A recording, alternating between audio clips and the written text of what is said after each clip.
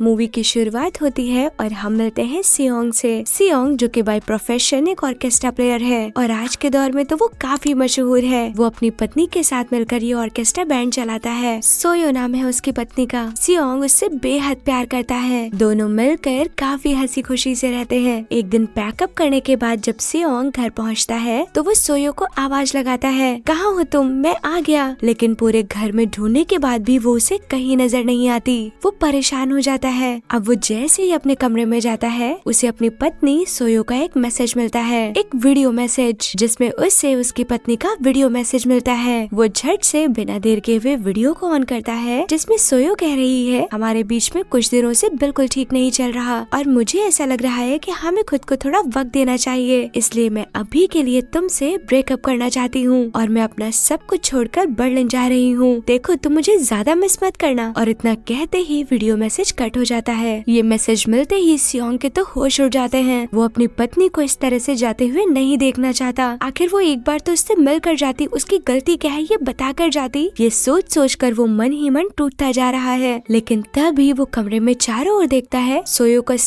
सारा सामान वहीं पर है। वो अपने साथ कुछ भी नहीं ले गई और यहाँ तक कि उसकी कुछ ऐसी चीजें जो वो अपने से कभी अलग नहीं करती, जो उसके दिल के बहुत करीब है, फिर भी वो उसे वहीं छोड़ कर गई है। ये बात सियोंग को थोड़ा हैरान कर दे रही थी। अब देखते ही देखते पूरे के पूरे 10 दिन बीत गए लेकिन सोयो की अब तक कोई खबर नहीं थी। इधर सियोंग को परेशान देखकर सोयो की माँ उससे कहती है, तुम परेशान क्यों होते हो, ये पहली बार थोड़ी हुआ है, वो पहले भी तो ऐसे ही भाग चुकी है, यहीं कहीं पास में ही होगी, जल्द ही वापस आ जाएगी, तुम बिल्कुल परेशान मत हो, मुझे यकीन है कि वो अपने दोस्तों के साथ कहीं मस्ती करने गई होगी। इधर सियोंग चुपचाप बैठा सोयो की माँ की बातें सुन रहा है। तभी वो कहती है, देखो हमारे शोज लगातार लगे हुए हैं और सोयो के ना रहने पर हम इन्हें कैंसिल नहीं कर सकते, ये हमारे लिए घाटे का सौदा होगा, इसलिए जल्द से जल्द हमें सोयो की जगह पर किसी और चेरिस को अपॉइंट करना होगा। मैंने यूजिन नाम की एक लड़की से बात की है, तुम आज ही उसका इंटरव्यू ले लो और अगर तुम्हें ठीक लगे तो जल्द से जल्द उसे हायर कर लो। अभी के लिए सारी चीजों को छोड़कर ये हमारे लिए ज्यादा जरूरी है। लेकिन सियोंग सोयो की जगह किसी को नहीं देना चाहता, फिर भी वो ये करने पर मजबूर है क्योंकि सोयो के माँ उसके प्रोडक्शन हाउस की सीईओ है और अब वो उनकी बात को बिल्कुल इनकार नहीं कर सकता।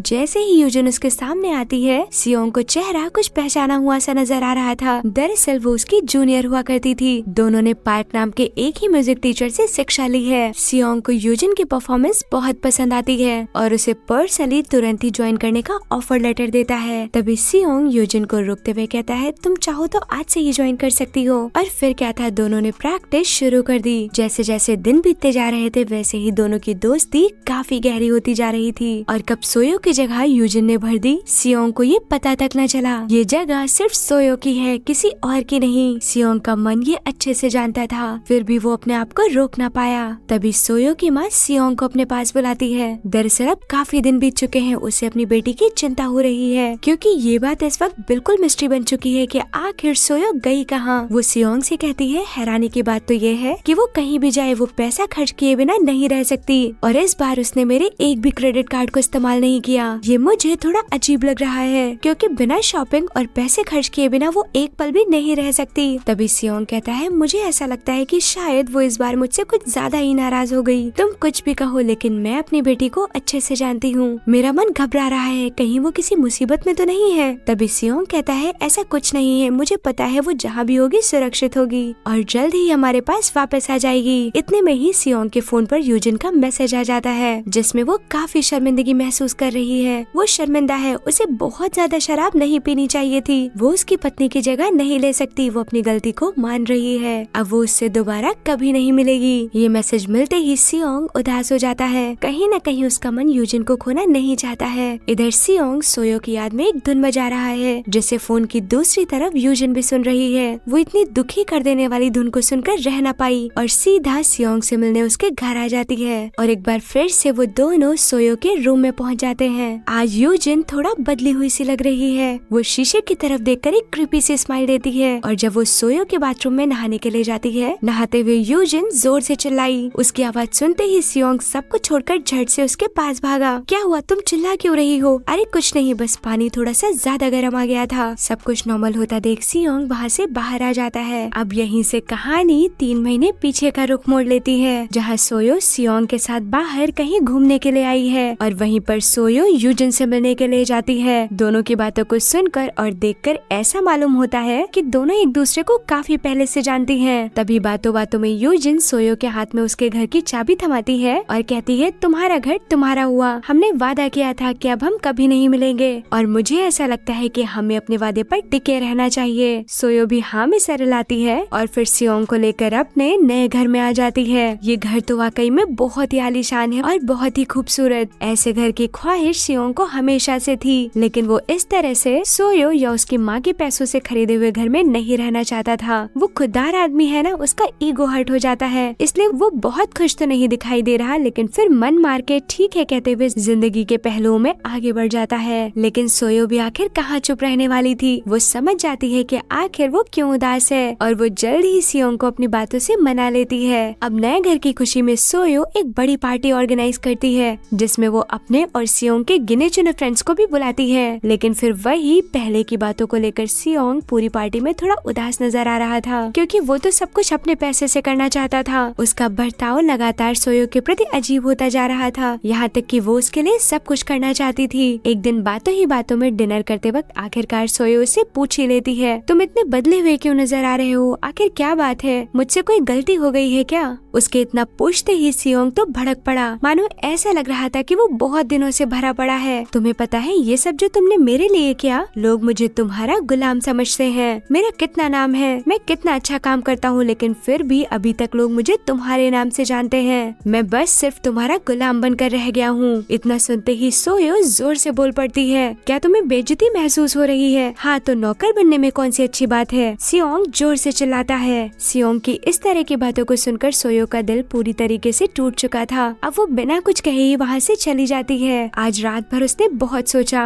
और जब वो खुद को आईने में निहार रही थी तब भी उसके दिमाग में एक आइडिया आता है। सुबह होते ही वो सबसे पहले यूजिन से मिलने के लिए जाती है। वो यूजिन से कहती है, मैं तुम्हारे पास मदद के लिए आई हूँ। सियोंग बहुत अच्छा पार्टनर है, लेकिन दिन ब दिन वो मेरे साथ बहुत अजीब होता जा रहा है और मैं ये चीज बिल्कुल बर्दाश्त नहीं कर सकती। हर हाल में वो मुझे पहले जैसा चाहिए, इसके लिए चाहे मुझे कुछ भी करना पड़े। उसकी ये सारी बातें सुनकर यूजिन बोल पड़ती है, तो आखिर तुम्हें इसमें मेरी क्या मदद चाहिए? तभी सोयो कहती है, तुम्हें याद है ना कि सबसे पहले हम दोनों इतने करीब कब आए? हाँ बिल्कुल, मुझे अच्छे से याद है। और मैं तुम्हारी मदद क्यों करूँ? तुम जो कर रही हो मेरे साथ वो भी तो किसी धोखे से कम नहीं है। हाँ मैं ये बात अच्छे से जानती हूँ, लेकिन तुम्हें ये भी तो याद होगा कि इतने सालों में मैंने तुम्हें और तुम्हारी फीलिंग्स को कभी धोखा नहीं दिया, हमेशा उनकी रिस्पेक्ट की है। सबसे ज्यादा अगर मेरे लिए कोई दुनिया में जरूरी है तो वो तुम हो। मेरी प्रायोरिटी पे तो सबसे पहले तुम आती हो, इसीलिए तो बार बार डिसीजन लेने के बाद भी मैं तुम्हारा साथ कभी नहीं छोड़ पाई। सोयो को बीच में ही इंटरप्ट करते हुए यूजिन कहती है, तो बताओ आखिर क्या करना है मुझे? ये घर तुम्हारी ऑब्जर्वेशन में रेनोवेट हुआ है ना? तुम्हें वो हमारे घर का सीक्रेट रूम याद है ना? हमें बस उसी को इस्तेमाल करना है। इतना कहते ही दोनों लड़कियां उसी सीक्रेट रूम के अंदर आ जाती हैं। तभी यूजिन सोयो को रोकते हुए कहती है, ये जो तुम कर रही हो तुम्हें सब ठीक लग रहा है ना? क्या तुम्हारा प्लान काम करेगा? हाँ बिल्कुल, मैं पूरी तरह से श्योर हूँ। मैं बस इतना चाहती हूँ कि वो मेरी अहमियत को समझे। दरअसल सोयो अपने हस्बैंड का टेस्ट लेना चाहती है कि आखिर अब भी वो उससे कितना प्यार करता है, क्या वो उसके लिए लॉयल है भी या नहीं, उसके गुम होने की खबर के बाद उसका रिएक्शन कैसा होगा। वो ये सब कुछ अपनी आंखों से देखना चाहती है। अब सोयो जल्दी से अपने कुछ सामान को लेकर और खाने पीने की चीजों को लेकर उसी सीक्रेट रूम के अंदर चली जाती है और अंदर जाने से पहले वो एक ब्रेकअप वीडियो को रिकॉर्ड करती है। उसका सीक्रेट रूम उसके बेडरूम में लगे शीशे के पीछे था। सीक्रेट रूम की खास बात ये थी कि वहाँ अंदर से शीशे में सब कुछ दिखाई देता, बाहर क्या हो रहा है वो सब कुछ अच्छे से देख सकती है। सोयो फैसला करती है कि वो तब तक अंदर रहेगी जब तक कि सियोंग वीडियो को देखकर अपना हाल बुरा न कर ले, और जैसे ही वो थोड़ा ज्यादा परेशान होगा सोयो बाहर आकर उसे सरप्राइज कर देगी। और इसमें उसने सहारा लिया यूजिन का, जो कि कभी उसकी गर्लफ्रेंड हुआ करती थी। ये सीक्रेट रूम पूरी तरह से साउंड प्रूफ है। सीक्रेट रूम की बातें कोई नहीं सुन सकता, लेकिन आखिर बाहर क्या चल रहा है सीक्रेट रूम के अंदर मौजूद पर्सन ये सब कुछ सुन और देख सकता है। और तो और रूम के अंदर फोन का कोई भी सिग्नल काम नहीं करता है। सोयो अंदर छिपी हुई है और यूजिन बाहर से जा चुकी है और तभी एंट्री होती है सियोंग की, जो उसकी बनाई गई ब्रेकअप वीडियो को देख रहा है, जिसे हमने मूवी की शुरुआत में भी देखा था। वीडियो को देखते ही वो पूरी तरह से टूट जाता है, जिसे देख सोयो को बहुत मजा आ रहा है। वो खुशी से पागल होते हुए अंदर झूम कर कहती है कि सियोंग अब भी मुझसे उतना ही प्यार करता है, देखो तो वो मेरे लिए कितना परेशान हो रहा है। लेकिन सियोंग को ज्यादा परेशान देख सोयो को तरस आने लगा। वो जल्दी से बाहर आकर उसे सरप्राइज करना चाहती है। वो यूजिन की दी हुई चाबी से डोर खोलने लगती है, लेकिन ये क्या, दरवाजा तो खुल ही नहीं रहा। वो बहुत कोशिशें करती है लेकिन हर बार नाकाम रही। अंदर मौजूद सोयो उसे बहुत आवाजें लगाती है, लेकिन साउंड प्रूफ होने के कारण बाहर कोई आवाज नहीं आ रही। सोयो समझ गई कि यूजिन ने उसके साथ धोखा किया है। उसने चाबी बदल दी ताकि वो कभी बाहर ना निकल पाए। इस वक्त सोयो अपने ही बनाए एक ट्रैप में फंस चुकी थी। अब दिन बीतने लगे और आज ये वही दिन था जब यूजिन सियोंग के साथ पहली बार सोयो के कमरे में आई थी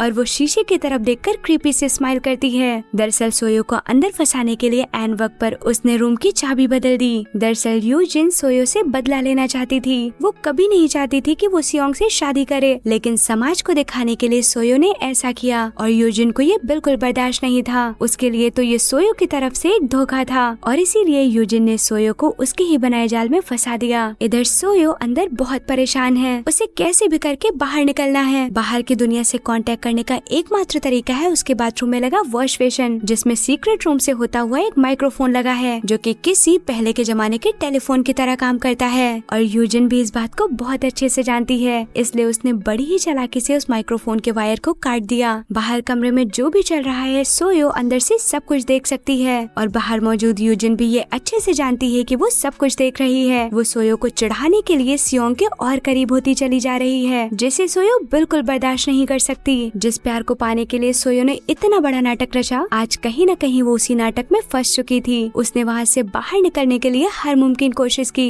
लेकिन सब कुछ नाकाम होता जा रहा था। एक दिन यूजिन शीशे के पास आती है और उससे कहती है कि तुम तो सामाजिक तौर पर जीना चाहती थी ना मेरी प्यारी दोस्त, जिसके लिए तुमने मुझे भी धोखा दिया, और अब मैं भी रियल लाइफ जीना चाहती हूँ बिल्कुल तुम्हारी तरह, और वो भी तुम्हारे ही हस्बैंड के साथ। और तुम्हें पता है मैं तुम्हें यहाँ से बाहर कभी नहीं निकालूंगी, क्योंकि मुझे पता है कि अगर तुम बाहर आ गई तो तुम मेरा क्या हाल करोगी, और मैं अपना बुरा हाल कभी नहीं देख सकती, तभी तो तुम्हें तुम्हारे ही जाल में फंसा दिया। सोयो अंदर से ये सब कुछ सुन रही थी।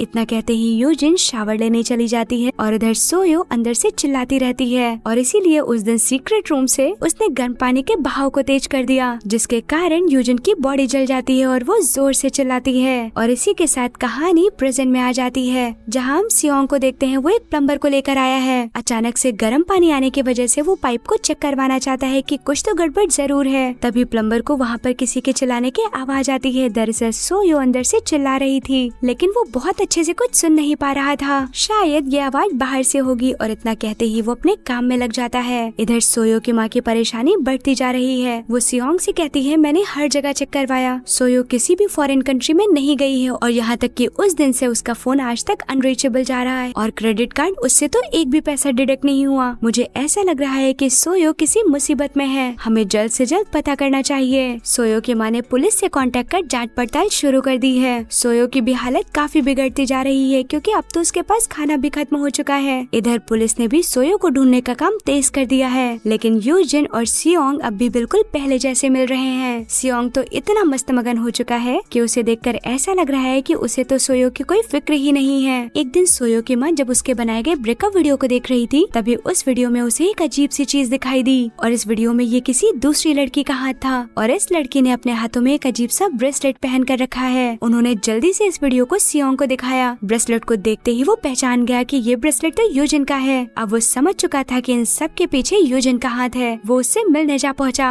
बताओ सोयो कहाँ है, तुमने उसके साथ क्या किया, तुम उसे पहले से जानती हो ना। उसके मन में हजारों सवाल थे। देखो सच बताना, वरना मैं पुलिस में तुम्हें अभी के अभी पकड़वा दूंगा। वो यूजिन को धमकियां देने लगता है। सवाल थमते ही यूजिन ने कहा, हाँ मैं उसे पहले से जानती हूँ, मैं तो बस उसके प्लान का एक हिस्सा थी। उसने मुझसे कहा था कि मैं जल्द ही लौट आऊंगी, लेकिन अब मुझे नहीं पता कि आखिर वो कहाँ गई है। इतना कहते ही यूजिन वहाँ से उठकर चली जाती है। उसी दिन सियोंग टैप में हाथ धोने के लिए उठता है। टैप खोलते ही अचानक से पानी बंद हो जाता है, और फिर थोड़ी ही देर में अपने आप पानी शुरू हो जाता है। दरअसल ये सब कुछ सीक्रेट रूम से सोयो कर रही थी। वो सियोंग को बताना चाहती है कि मैं अंदर ही हूँ। अब सियोंग को भी कहीं न कहीं शक होने लगता है कि सोयो यहीं कहीं है। वो चिल्लाकर पानी खोलने के लिए कहता तो पानी चालू हो जाता, और जैसे ही बंद करने के लिए कहता टैप बंद हो जाता। वो समझ गया कि सोयो शीशे के उस पार है। उसने बिना देर के हुए एक बड़े से गमले को उठाया। वो शीशे पर मारने जा रहा है, लेकिन तभी रुक गया। अगर तुम अंदर हो तो तुमने मुझे यहाँ यूजिन के साथ देखा होगा, और शायद यूजिन तुम्हें ये सब कुछ दिखाने के लिए करना चाहती थी। मैं सब समझ पा रहा हूँ, सारी गुत्थी मेरे सामने सुलझ रही है। शीशा न तोड़ने पर सोयो गिड़गिड़ाने लगती है। वो रोने चिल्लाने लगती है कि मुझे यहाँ से बाहर निकालो, लेकिन बाहर मौजूद सियोंग पर तो जैसे कोई फर्क ही नहीं पड़ रहा, क्योंकि वो जानता है कि अगर उसने सोयो को बाहर निकाला तो वो उसे कभी माफ नहीं कर पाएगी। सियोंग ने सोयो को बाहर ना निकालने का फैसला किया। वो तुरंत ही वहाँ से चला जाता है, लेकिन कहीं न कहीं उसका मन बेचैन हो उठा है। उसका मन बार बार सोयो के साथ ऐसा ना करने के लिए कहता है। भले ही सोयो ने उससे बहुत सी बातें छुपाई, लेकिन आखिरकार वो उसका हमेशा से भला ही चाहती थी, तो आखिर वो उसके साथ ऐसा कैसे कर सकता है। वो इन उलझनों में ही डूबा हुआ था कि तभी उसके फोन पर एक टेक्स्ट आता है, और हैरान कर देने वाली बात तो ये थी कि ये टेक्स्ट सोयो के फोन से आया है, और same to same text Eugene के पास भी आया है, वो भी सोयो के ही फोन से।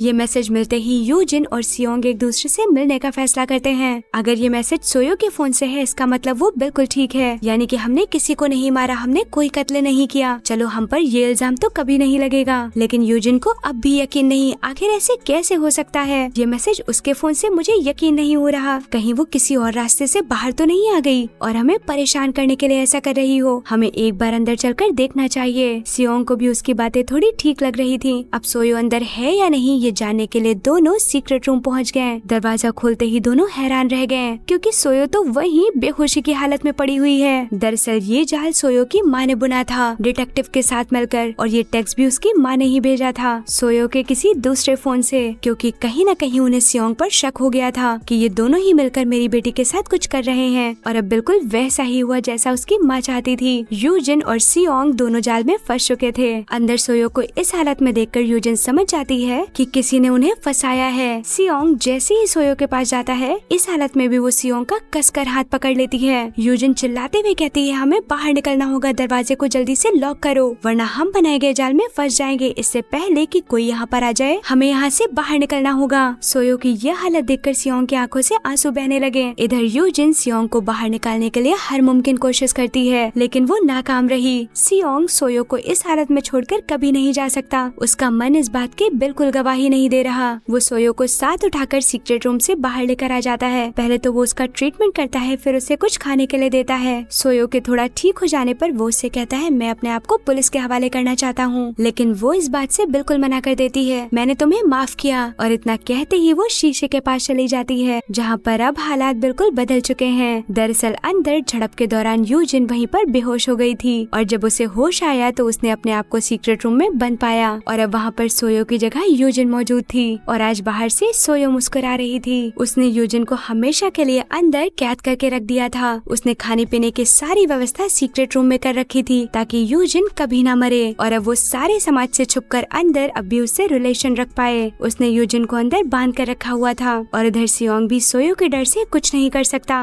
क्योंकि वो जानता है कि अगर उसने कुछ किया तो वो उसका पूरा करियर खत्म कर देगी। और इसी के साथ ये मूवी यहीं पर एंड हो जाती है। सो फ्रेंड्स, आपको ये मूवी कैसी लगी हमें ये कमेंट सेक्शन में जरूर बताएं। हमारे चैनल को लाइक करें, शेयर करें और सब्सक्राइब करना तो बिल्कुल ना भूलें। और भी इंटरेस्टिंग वीडियोस को सुनने के लिए हमें इंस्टाग्राम, टेलीग्राम और फेसबुक पर फॉलो करें। Thank you for watching the video.